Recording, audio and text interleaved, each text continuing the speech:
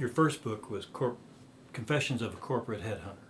Was it during this time in search that you wrote that, and how did that come about? Search is a colorful field, and you meet a lot of people, and so it's just rich subject matter.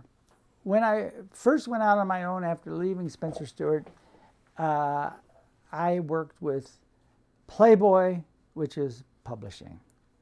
Then I worked with a company up in Racine, Wisconsin called Western Publishing Company, which published Golden Books. And I did a search for a general counsel for that company. But I went into their huge library and I saw all these books. At Playboy, one of the search they wanted me to do was they wanted to start a book business.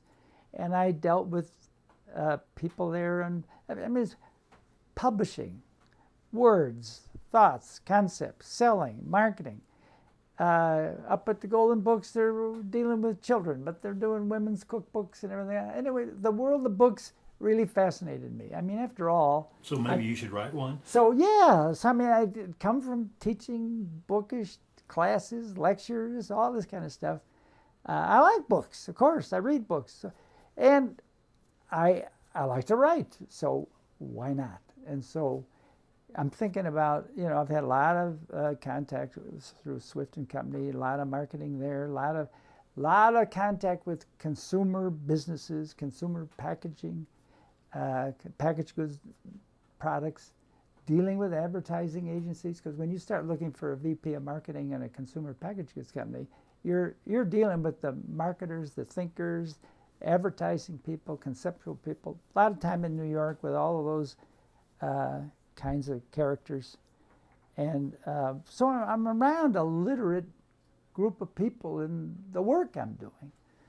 Plus, I like books to begin with. Plus, I like to write. Why don't I write a book? Besides that, consulting just keeps giving me the data I need to write the book. I mean, I'm just inundated with all kinds of examples. So it's the insider's view of Yeah, the search world. Exactly. So Confessions of a Corporate Headhunter was, the title was, I just plain out copied it from David Ogilvy, who's the advertising man that I admired more than any other advertising man. He's been dead quite a while, but I'd read a couple of his books. And I thought, Confessions of an Advertising Man, why not Confessions of a Corporate Headhunter? It wasn't very difficult to figure this out. So I had a friend at Doubleday, because I had done work with Playboy and I'd done a search in the book business. So I called this friend. He said, you need an agent. You can't do anything on the book business without an agent. I know the agent for you. He gives me the agent's name. I talk to the agent. He says, I think this is a good idea.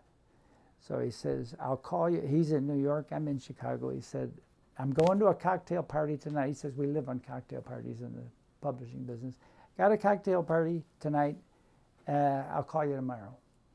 He called me the next day. He says, I talked to an editor of the biggest schlock publisher in town, and I talked to the editor of Knopf.